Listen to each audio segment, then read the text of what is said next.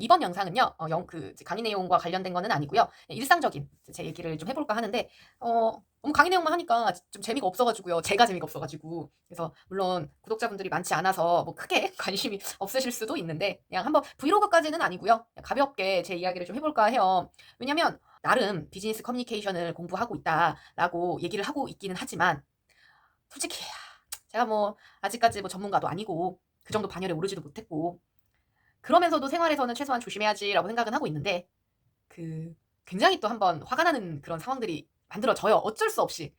그래서 저는 그런 생각을 해요.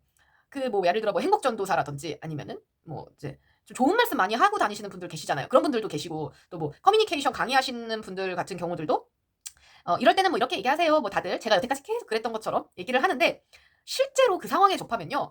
약간 무아지경이 되는 것 같아요. 그런 거 전혀 생각 안 나요. 전혀 생각이 안 나고 막 그 분노와 화남과 막 그런 것들만 막 가득 차잖아요. 그래서 '아 아직 내 수련이 부족한가.'라는 생각도 있지만 이게 사람이니까 그게 참 어렵다라는 생각도 들어요. 그래서 제 사례를 말씀을 드리면 얼마 전에 좀 뭔가 부당한 것 같은 그런 메일을 좀 받았어요.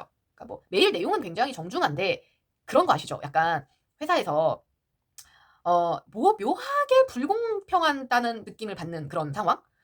그래서 이 불공정함, 그러니까 조금 더 구체적으로 말씀을 드리면 그 상대가 충분히 할 수 있을 것 같은 일임에도 불구하고 저의 상황은 전혀 고려하지 않은 채 그 이제 메일을 띡 던진 거죠. 근데 아마 이런 경우들 많으시기는 할걸요? 많으실 거예요. 많을 거고 저만 그런 것도 아니고. 근데 이제 그럴 때 두 가지 유형이 있죠. 참거나 터뜨리거나.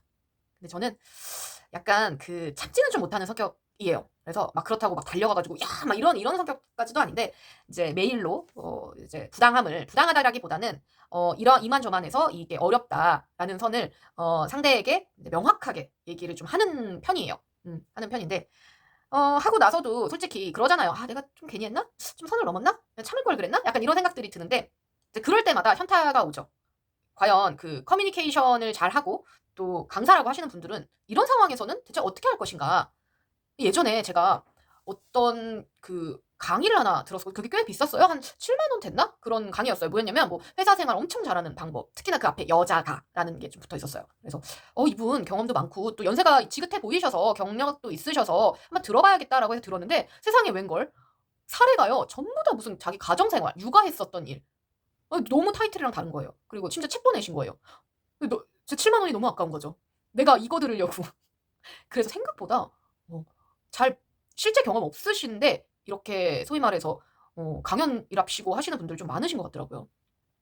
그래서 항상 그럴 때 저번에도 느꼈지만 과연 그 강의를 하시고 하시는 분들은 이럴 때 어떻게 대응을 할까? 그런 것도 좀 궁금했고 그리고 제 선에서는 최선을 다해서 어쨌든 제가 기분이 나쁘다는 거는 상대도 그거를 만약에 계속 모르게 되면 나중에 오해가 쌓일 수 있잖아요. 그래서 그때의 내 감정, 그러니까 내 감정을 얘기한다라기보다는 객관적인 상황을 얘기하죠. 그러니까 예를 들면은 지금 다음 주에는 이러이러한 일이 있기 때문에 요청하신 업무를 하기가 어렵다. 그래서 다음번에는 이렇게 요청을 주실 때는 좀 미리 그 일정 확인을 좀 해달라라는 식으로 그런 식으로 보냈어요. 제 감정을 얘기하는 게 아니라 이거 감정 들어가면은 진짜 싸우자는 거거든요. 물론 그 맥락에는 당연히 그 감정이 들어가 있겠죠. 그걸 모르지는 않을 거예요. 근데 인제 어떻게 표현하느냐의 차이이기는 할 텐데 그래서 저는 그런 생각이 들어요. 막 이제 그런 글들을 보잖아요. 하수는 거기에 막 대응을 한다. 근데 부당한 상황이면은 저는 그래도 이런 식으로라도 최소한은 자신의 그 좀 감정은 보호할 수 있게끔 객관적인 그 상황을 언급을 하면서 피력은 좀 해야 되지 않나? 네, 그런 생각은 들었어요.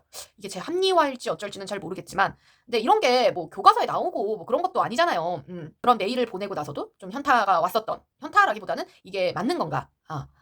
그런 부분들 그런 게 있어 가지고 좀 생각을 좀 하게 되는 계기가 되었어요. 그래서 아마 이제 이러한 일들 인제 커뮤니케이션이나 의사소통에서 이러한 문제들이 있으면은 한번 좀 개인적인 이야기를 해서 함께 공유를 하는 시간을 좀 가져 볼까 해요. 여기서는 뭐 답을 내고 이런 거는 아니고요. 그냥 제가 어떻게 대응을 했는지 그리고 그런 게 뭐 예를 들어 "잘못됐다."라고 하면은 뭐 얘기를 해 주시면 서로 논의를 해 보면 좋을 것 같아요. 그래서 어디까지나 이거는 그냥 저의 주절주절하는 그러한 이야기. 예. 이것도 나중에 제가 인제 좀 어느 정도 공부가 되고 좀 쌓이는 게 있으면 이제 행동이 또 달라질 수도 있겠죠. 그때 한번 또 변화되는 모습이 궁금하기는 하네요.